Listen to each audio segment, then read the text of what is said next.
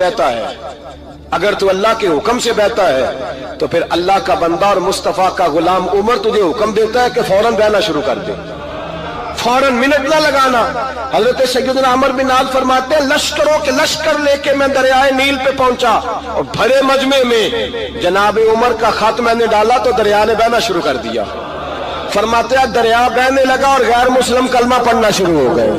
لوگ مجھے کہنے لگے کیا دکھایا ہے جو کلمہ پڑھ رہے ہیں؟ تو میں نے کہا دکھایا کچھ بھی نہیں، یہ حضرت عمر کے ایمان کی قوت کی برکت ہے کہ بہت سبحان اللہ۔ مصطفیٰ کے غلام حضرت سعد بن ابی وقاص قادسیہ کی جنگ کے لیے نکلے، رستے میں دریائے نیل آ گیا۔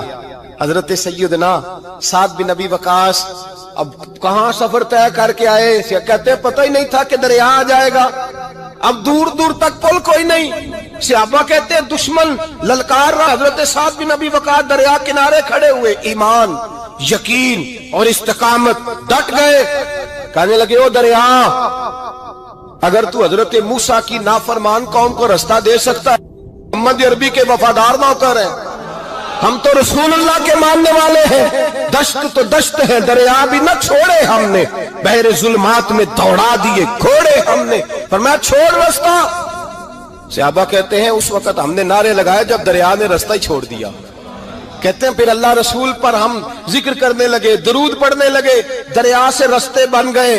فرماتے 10,000 کا لشکر گزر گیا، اس پار جب گیا نا تو حضرت سعد بن ابی وقاص نے پھر مجمع پہ نظر ڈالی، فرمایا کسی کی کچھ ہے تو نہیں رہ گئی پانی میں، کوئی دریا میں چیز تو نہیں رہ گئی؟ ایک صحابی کہنے لگے میرا مٹی کا پیالہ رہ گیا ہے۔ یار ذرا دیکھیے انداز دیکھیے، مٹی کا پیالہ، اور یار چھوڑ پرا، مٹی کا پیالہ کیا ہوتا ہے؟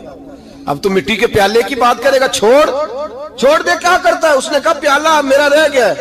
تو حضرت سعد بن ابی وقاص کہنے لگے کیوں ہمارا پیالہ رہ جائے، ہم رسول اللہ کے نوکر ہیں۔ ایمان، یقین اور استقامت کی دولت۔ پھر دریا کی طرف دیکھا، کہنے لگے چل یار ہمارا پیالہ بھی واپس کر دے۔ صحابہ کہتے ہیں دریا کی لہر آئی اور پیالہ بھی واپس کر گئی۔